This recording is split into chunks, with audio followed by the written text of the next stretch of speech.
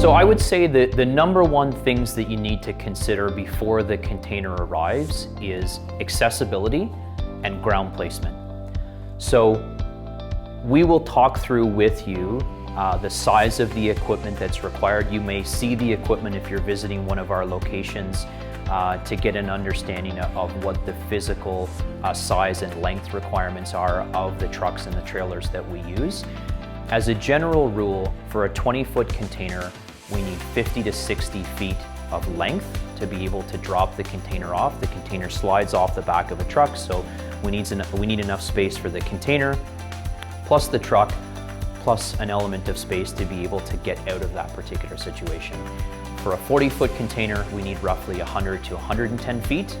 Same process, the container slides off the back of the trailer, so you need the length of the container, the length of the trailer, and then the length of the truck.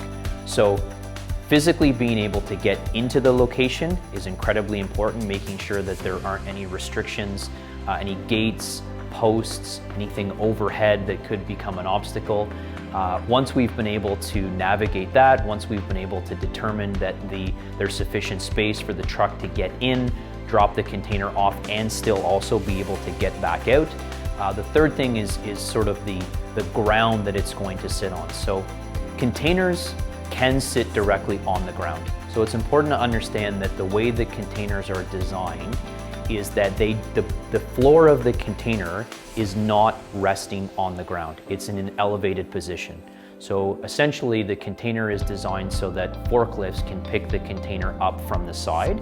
So there is a gap of space that exists from the ground to the underside of the container. A lot of times people feel that they need to have the container raised off the ground.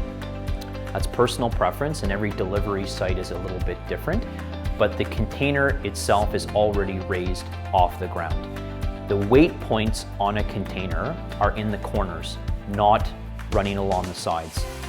Therefore, having a flat level surface is the most important thing.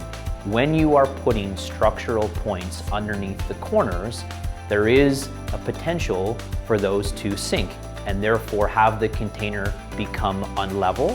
And that's typically where you then have problems with the doors not opening or closing correctly, because containers are meant to sit uniform. They're like Lego pieces. They're designed to lock into each other. So the most important thing is that the base is flat and that it's level, okay? And then it's hard.